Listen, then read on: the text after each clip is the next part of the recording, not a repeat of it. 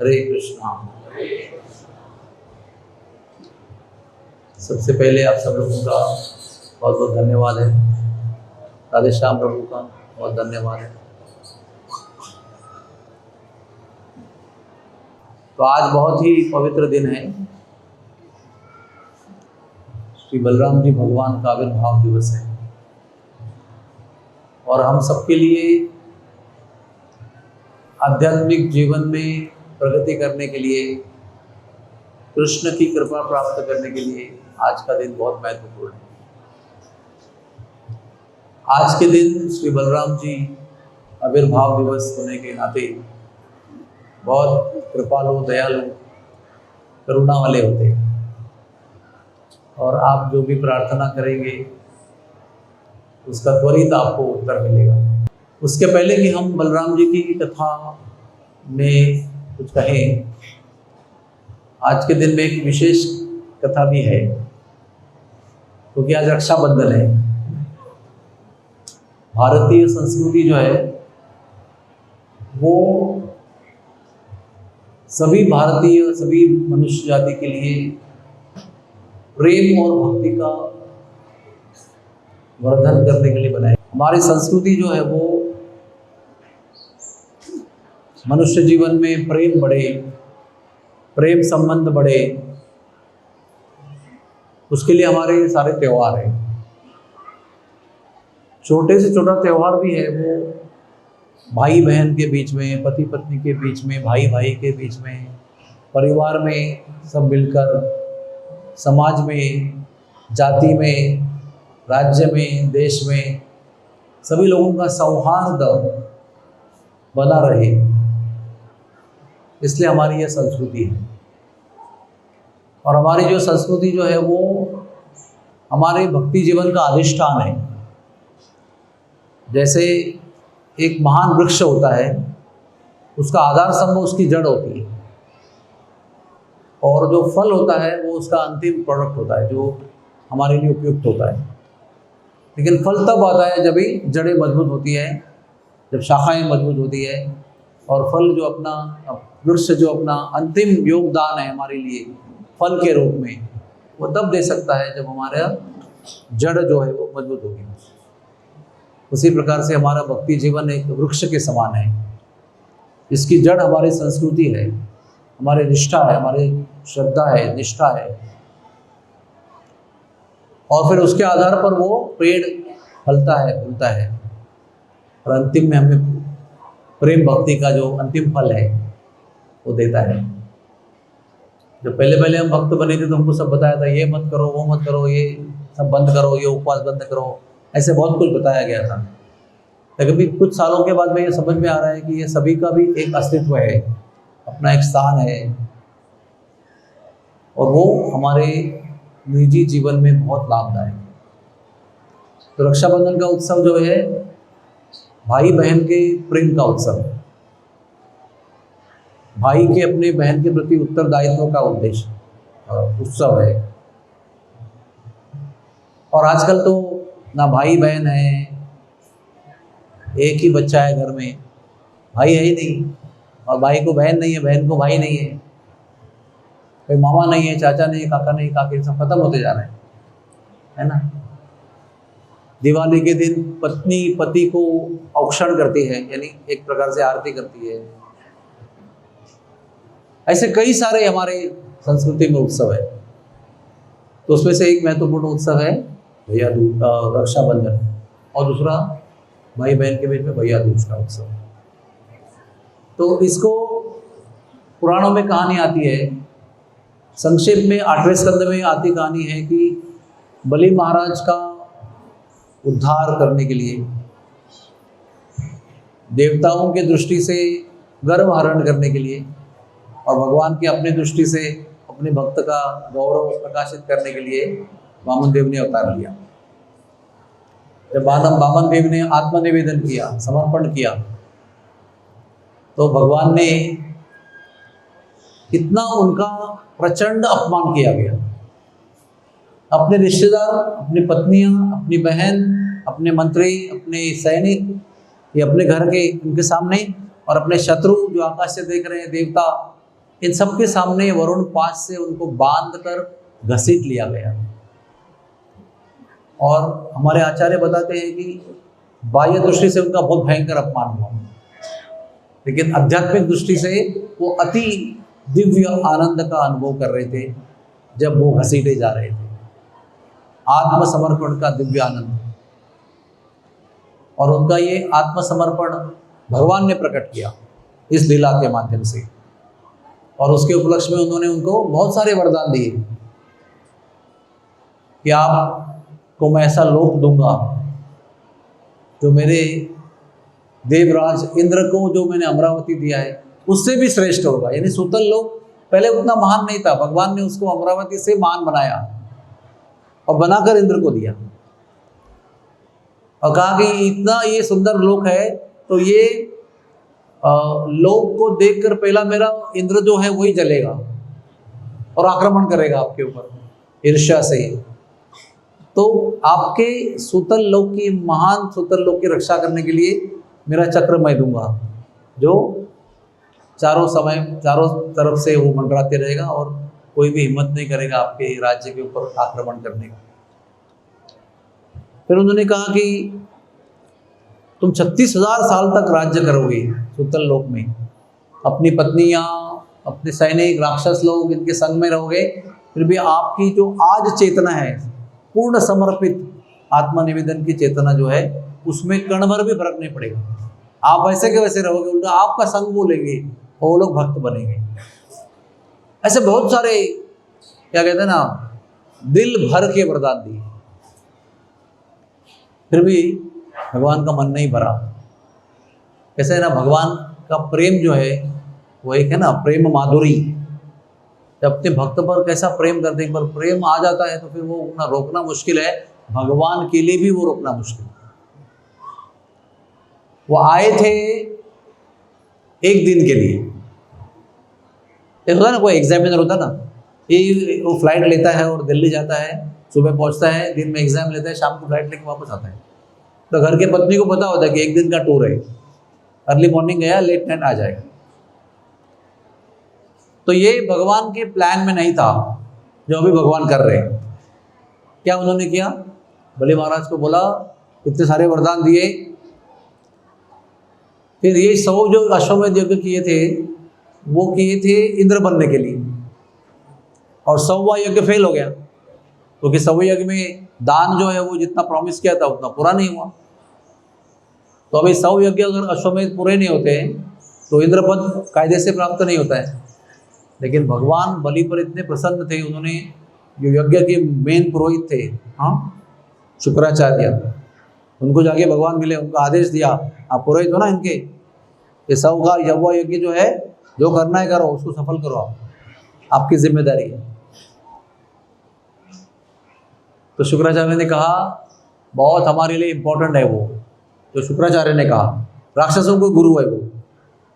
उन्होंने कहा कि आपके नामों का कीर्तन जिस यज्ञ में होता है उस यज्ञ के सारे दोष त्रुटियां नष्ट हो जाती है और यज्ञ परिपूर्ण हो जाता है। इसलिए हम लोग जब यज्ञ करते हैं, हो सकता है आपको हमको इतना मंत्र उच्चारण वो इतना आता नहीं है साउथ इंडियन लोगों की तरह, लेकिन हम लोग शुरू में हरे कृष्ण कीर्तन करते हैं, बीच में बार बार हरे कृष्ण कीर्तन करते हैं और एंड में भी धुआंधार कीर्तन करते हैं, क्योंकि हमको मालूम है कि कलयुग में यज्ञ में त्रुटि होने ही वाली है। तो शुक्राचार्य के इस दिव्य और अमर वचन के अनुसार शुक्राचार्य ने वहां पर हरिनाम संकीर्तन किया है और बलि महाराज के 100वें यज्ञ को सफल किया है, यशस्वी किया है। फिर भी भगवान का मन नहीं भरा। ये सारे दृश्य को देखने के लिए प्रहलाद महाराज भी आए थे। प्रहलाद महाराज को नरसिंह भगवान ने अपना अवतार कार्य समाप्त करने के बाद जाने के पहले अपना विग्रह दिया था, क्योंकि प्रहलाद जी को बड़ा विरह का अनुभव हो रहा था कि मुझे विरह होगा, मैं जी नहीं पाऊंगा, आपने मुझे अभी इतना आके दर्शन दिया, संग दिया है। तो प्रहलाद जी को उग्र नरसिम्हा की मूर्ति दी थी उन्होंने कि इसको पूजन करो, इसके रूप में मैं आपके साथ में रहूंगा, आपको इतना विरह का अनुभव नहीं होगा। वो विग्रह को लेकर भी आए थे क्योंकि वो उनके प्रपोत्र हैं, उनके पुत्र विरोचन के पुत्र महाबली। तो इतनी लीला हो रही है तो वो प्रत्यक्ष वहां पर थे और सारा प्रसंग उन्होंने देखा। अचानक भगवान बोले, जो उनका प्लान नहीं था, बोले कि मैं भी सूतल लोक आऊंगा और आपका द्वारपाल बनूंगा और वहीं रहूंगा। प्लान था एक दिन का, प्लान चेंज कर दिया, तभी मैं यहीं रहूंगा। तो ये सुनकर प्रहलाद महाराज ने अपना विग्रह किसी को दिया, ना तुम इसको पूजन करो, मैं साक्षात भगवान का संग करने जा रहा हूँ। और भगवान वामन देव और प्रहलाद महाराज ये दोनों सूतल लोक में साथ में गए हैं। और आप कभी वृंदावन में गए होंगे ना, राधा वल्लभ जी के मंदिर में, राधा दामोदर जी के मंदिर में, या श्याम सुंदर के मंदिर में, या दामोदर राधा रमन के मंदिर में गए होंगे ना, तो वो एंट्रेंस में ना 2 बैठने की जगह होती है। आप ध्यान रखो, वो जगह जो है वो एक्चुअली वहां पर जाकर वामन देव और प्रहलाद महाराज बैठे, और बैठकर क्या किया उन्होंने, बलि महाराज का गौरव करते रहे वहां बैठकर, कॉन्स्टेंट ग्लोरीफाइंग बलि महाराज। भगवान और भगवान के भक्त दोनों मिलकर भगवान के भक्त का गौरव कर रहे हैं। कितना सुंदर प्रसंग है, देखो आप। तो वो द्वारपाल की स्थिति में, अभी उसके सूतल लोक के महल में अनेक द्वार थे, कभी इस द्वार से आ रहा है तो उस द्वार से आ रहा है। तो भगवान वामन देव और प्रहलाद जी यहाँ से वहां भागते थे कि आज तो गेट नंबर 9 से आ रहे हैं, तो गेट नंबर 3 से 9 को भाग रहे हैं। ऐसे सेवा कर रहे हैं अपने भक्त की, ऐसा उनके लिए भगवान अपने भक्त के प्रति भाव रखते हैं। कभी जान नेचुरली लक्ष्मी देवी वैकुंठ में परेशान हो गई, अरे एक दिन का प्लान करके गए थे, है ना, उसी दिन जन्म हुआ, उसी दिन 8 साल के सिद्ध अवतार के रूप में प्रकट हुए, उसी दिन उपनयन संस्कार हुआ, उसी दिन भृगु कच्छ गए, और ये सब लीला उसी दिन हो गया। उसी दिन सब शाम को ये सब करके लौट के आना था, तो आए नहीं लौट के। तो फिर लक्ष्मी देवी परेशान हो गई, उन्होंने ये सब जानकारी किया कि क्या है। उनको पता चला कि वो तो पृथ्वी से सूतल लोक गए, तो सूतल लोक पहुंच गई। कुछ जगह पे लिखा है कि वो भेष बदल के गई ऐसे ही, और कुछ जगह पे लिखा है कि वो साक्षात लक्ष्मी के रूप में गई। जब लक्ष्मी के आने का संदेश मिला तो बलि महाराज बहुत खुश हुए, डबल बोनेंजा, है ना, तो बड़े खुश हुए, दंडवत किया, प्रणाम किया। लक्ष्मी देवी बहुत कुछ सोच कर आई थी, उनको सब पता चला था कि क्या हुआ है एक्चुअली। तो वो आज के दिन सूतल लोक पहुंची है अपने सखियों के साथ, और आते ही उसने बलि महाराज को रक्षाबंधन किया, राखी बांध ली और उसको भैया बना दिया। तो भाई बनाने के साथ तुरंत ही बलि महाराज ने कहा, बहन जी आपको क्या उपहार दूं, दक्षिणा क्या दूं आपको, क्योंकि राखी से बांधे हैं ना, तो उसके लिए कुछ देना होता है दक्षिणा, कुछ भी, धन दौलत अलंकार पैसे जो भी है। तो लक्ष्मी देवी बहुत होशियार है, उन्होंने कहा कि दक्षिणा में मेरे पति को वापस दे दो। तो पूरा प्लान था उनका, मेरे पति को जो आपने, मतलब वो पता रही, ऐसे तो सत्य नहीं था कि मेरे पति को आपने बांध के रखा है, आपके प्रेम के बंधन में हो सकता है, लेकिन मेरे लिए तो बांध के रखा है ना, आपके होकर रह रहे हैं, आपको उसको छोड़ दो, उनको छोड़ दो आप। उस समय ये बात सुनकर बलि महाराज वहां बेहोश हो गए। क्यों? इनको प्राप्त करने के लिए क्या क्या सहन किया उन्होंने, आप सोचो।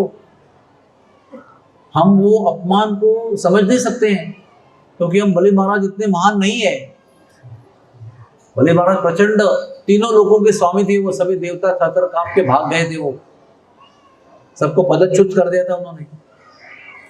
इतने बड़े पद पर जब इतना बड़ा अपमान होता है ना, तो क्या बीतती है तो उनको ही पता है, वो हमको खाली कथा सुनना है, वी कैन नॉट अंडरस्टैंड। तो वो जानते थे कि मैंने क्या कीमत चुकाई है इनको प्राप्त करने के लिए, और बहन जी बोल रही है वापस दे दो। तो कैसे भी करके उनको होश में लाया गया, और फिर बलि महाराज थोड़ा सोचा कि कैसे इस समस्या को निपटाएं। उन्होंने फिर विचार करके लक्ष्मी देवी को बताया कि आपको अपने पति चाहिए, आपका पति का संग चाहिए, मुझे आपके पति का संग भी चाहिए, और मुझे आपका भी संग अच्छा लगेगा, क्यों ना आप दोनों यहीं रहो। आप दोनों यहाँ रहेंगे तो आपका भी काम पूरा, मेरा भी काम पूरा, बाद में बार बार बेहोश होने की जरूरत नहीं है। तो लक्ष्मी देवी मान गई, क्योंकि इतना प्रेम से पूछ रहे थे। कोई व्यवहार, कोई चालाकी थी नहीं कुछ। तो आज से लक्ष्मी देवी और वो वामन देव जी वहाँ पर साथ में रहेंगे। और लक्ष्मी देवी ने और एक वरदान मांगा कि महाराज जी, आप भैया साहब, भाई जी, आपको एक विनती है, आप है ना एक ही गेट फिक्स करो जिससे आप अपने महल में प्रवेश करोगे, यानी दरबार में प्रवेश करोगे। वो बार बार आप गेट चेंज करते, मेरे पति बेचारे यहाँ से वहाँ भागते रहते, उनको पता ही नहीं रहता कि आज कौन सा गेट में जाएंगे। ये भी वरदान मांगा। और फिर श्रावण पूर्णिमा से लेकर कार्तिक पूर्णिमा तक 3 महीने चतुर्मास्य के लक्ष्मी और वामन देव ने सुतल लोक में निवास किया है। और सुतल लोक में निवास करने के बाद कार्तिक पूर्णिमा फिर लक्ष्मी देवी ने अपने भैया को विनती की है कि अभी हमको जाने दीजिए, हमको आज्ञा दीजिए। फिर बड़े ही क्या कहते हैं, भारी भावनापूर्ण अंतःकरण से बलि महाराज ने उनको जाने को परमिशन दिया। तो जो उनका, जब उन्होंने उनको राखी बांधी तो उसका एक सुंदर श्लोक है जो हमारे, कभी भी हम लोग ये बांधते हैं ना कलाई में, धागा बांधते यज्ञ के बाद।